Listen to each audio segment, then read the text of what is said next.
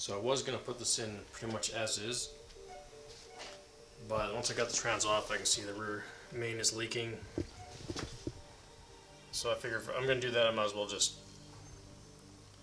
do all the leak spots. Someone's already put a ton of Honda Bond all around the pan. I do have like old gasket kits, like extras, so I only had to buy a few O-rings basically. What I'm going to replace is, well, the big one is this O-ring that goes between the oil pump and the block. This has caught me out on like the last two engines I put together where I didn't replace that, and it just started leaking, seeping through the surface here. I'll do the front main seal, probably the cam seals, and this. I want to pull this water pipe anyways because this is an automatic one. I need to cut it a little bit shorter, like 4 inches. While it's out, I'll do the O-ring, and I'll probably wind up just welding over these holes for these lines because I don't need those. Alright, the B21A is coming together. I got it. Scrubbed the block pretty good. Got it all cleaned up. It's going to be mated to a D2J5 with an 88 Prelude. And I've seen a few threads about this. People have trouble finding this trans seal, and I couldn't find it either, to be honest. I found one that's the same size except for instead of 8mm thick, it's only 7. And the only other difference is it doesn't have that extra dust like lip. That one right there, that's just for keeping dust out. So this one doesn't have that, but otherwise it should fit in there and be fine. It's probably not going to last as long as this one, because it'll get more dust up in there. And I got the same thing for this side, even though I think you can still find these in aftermarket. I figure they're cheap on eBay, so I'll just go with them.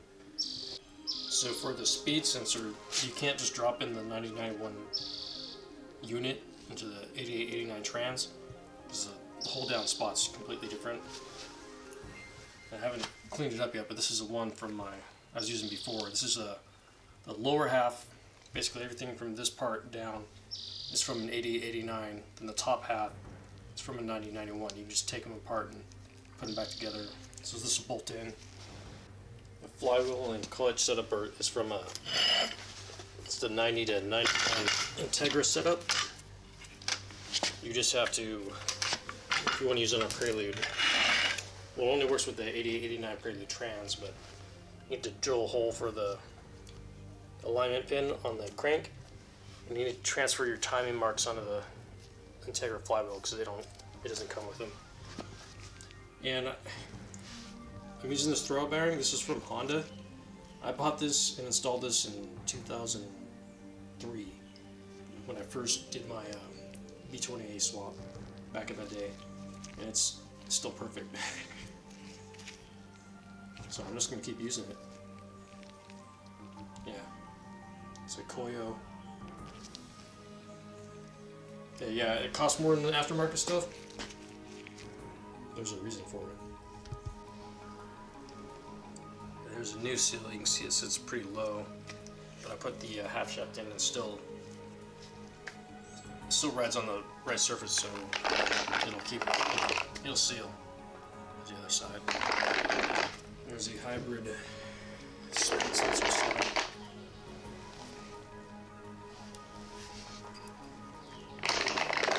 And the only unknown about this trans is it came out of a parts car, and I never actually drove.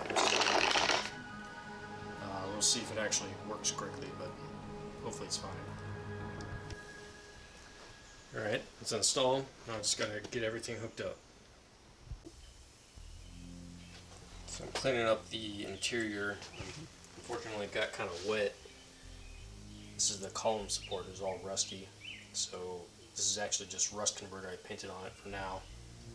After this is dry, I'll do actual paint. I'm also taking care of this cowl area. Unfortunately, this windshield had been replaced before I got it, and they didn't do a very good job. So there was lots of, basically, if they're not a good place, they'll basically cut into the paint and leave it. So there's rust It's not super bad, it's all still structural, but I just basically wire brushed it and now I got the rust converter on there. Probably just do 415 as well. Yeah, I got pretty much everything out right now. Since the interior got kind of wet, what I'm going to do is on all the connectors I'm going to spray some stuff in there for oxidation, and I also got a special file set just for filing inside the connectors, so anything that looks suspect I'll basically clean up the contacts. And here's the whole heater core ducting assembly. You can see everything. Doesn't really affect the function, but I wanted to at least put some rust converter on here so it doesn't get any worse. I may try to find replacement stuff for this, because as you can see, it's basically nothing anymore. And what I want to do, because sometimes I get rodents up in the cars, so I actually want to cover all these openings with a metal screen so rodents can't actually get into here. Same with the blower. And in general, I just want to clean out all vents. As you can see, this is one that goes to the left of the driver, and it's just kind of, it's got gunk in there. Clean all that out so everything smells good when the blower's on. Here's kind of an example of how I did it years ago for the fresh air input. I basically just put two screens on there, and I just put some screws around it, use some wire to hold it down. That keeps rodents and like big debris out. So I never actually took this apart before, so I've never had to in 20 something years ago, third gen Preludes. But here's the top. You can see it's about to come apart there on that door. I think that one too. Another one right there. This one seems okay.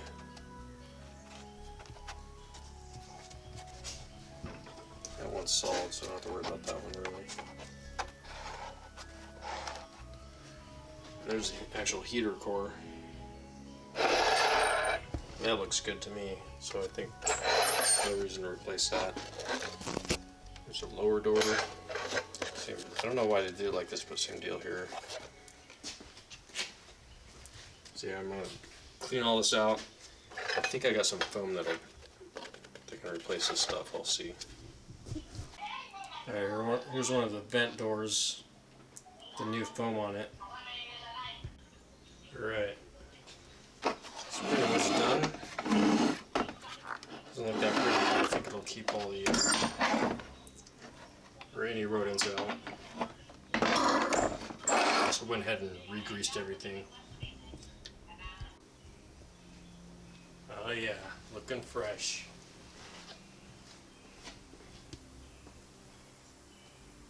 I actually started up for just a minute. It seems to run good, but it's still open header, so didn't really want to run it much, but it did seem fine. So right now I just dropped the front suspension. This is going to get Cerakoted, and of course I'm going to redo the whole inner fender area. Alright, I put the 415 on, it's dry now. Now I'm just redoing the coating, and I already finished this side.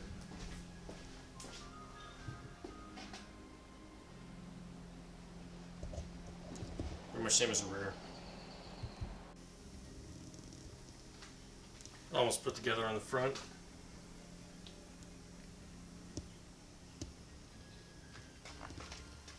So I found that the water is getting in the car from this boot, although there's no damage to it, so I'm not quite sure why it's all of a sudden started leaking.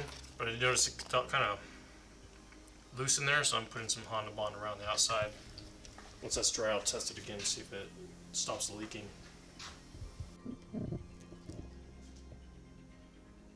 Alright, everything on the bottom's done. Let's put the stock exhaust back on, but it's getting pretty crusty at this point. See, it's starting to rust through there.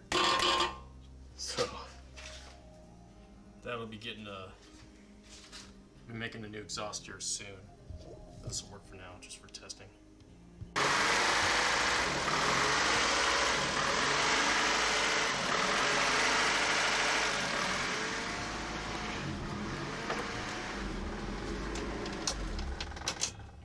Well, it runs.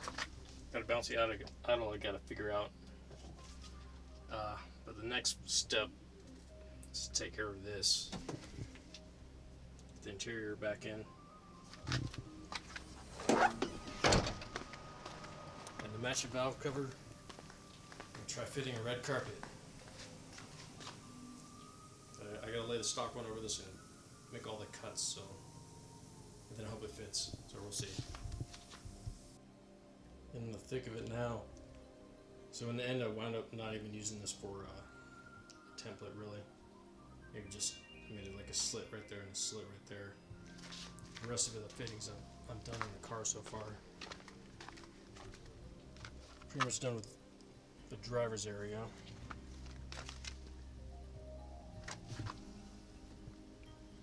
It's a lot of trimming.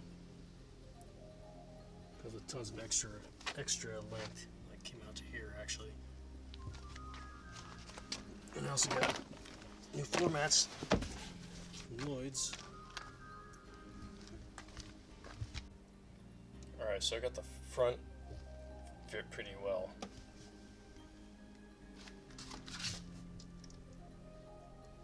Not too bad. However, once I'm getting towards the rear, there's more and more problems. Pretty much right after the seat starts, kind of bunches up here on both sides. I can't really pull it any tighter that way. You can see like this part doesn't actually go down into that recess.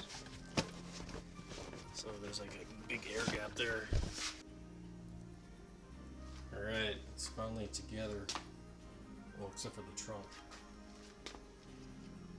Still need to actually detail the interior.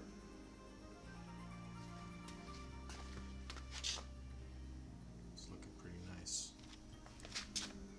Installed my Momo wheel from the black Prelude. Actually went in there and actually polished the cluster plastic. There were a lot of swirl marks in it.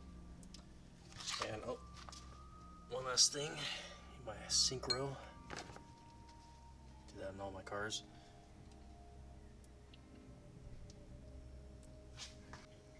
While I'm at it, I'm replacing all the bulbs with LED bulbs. I got all the bulbs in, but this one I put like a white bulb in, and the color's kind of off.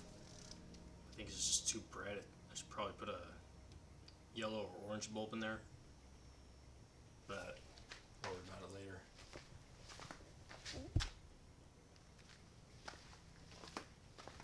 I actually bought the bulbs so long ago I mixed up which ones I intended to go where. In the rear I'm actually going with the red LEDs, at least for now.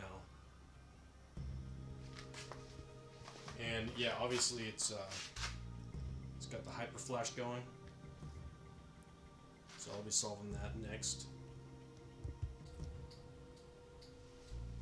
So I'm working on the hyper flash issue.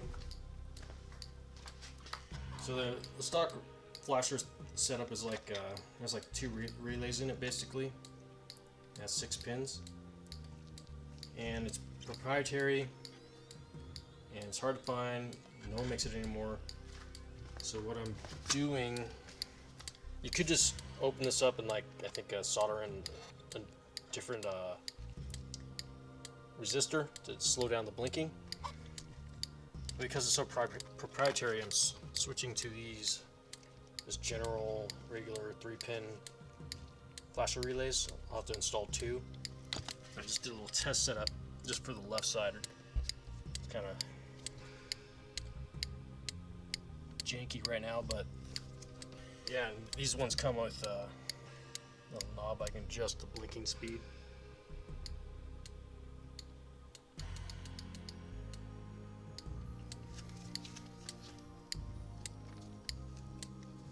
But I won't go into detail about exactly what I'm doing here. I'll probably make a separate video about how to do this. Work continues. Almost there. I just started polishing it. Well, actually, I already did the windows, the water spout remover. I'm starting on the roof. This will take all day though. Check out what just arrived.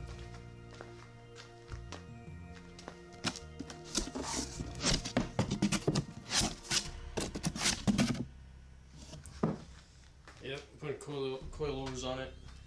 I ordered this through Sean with One Fun Ride. He's the one that originally pushed KSport to even make coilovers for our cars. It was getting pretty bleak there in the mid-2000s.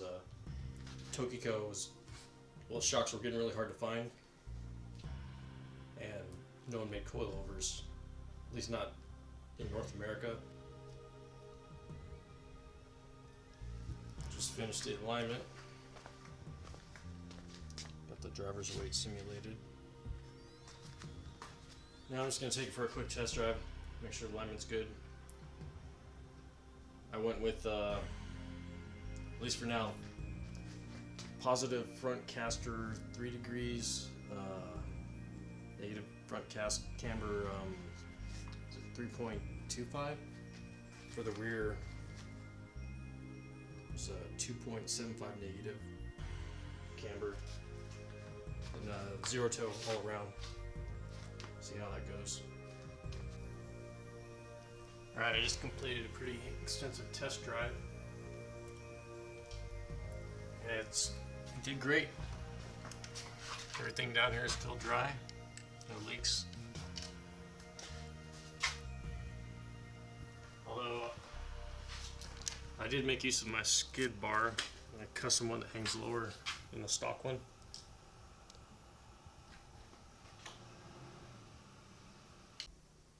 Oh yeah, and those axle seals I found on eBay for these 88, 89 trans, they seem to be working fine.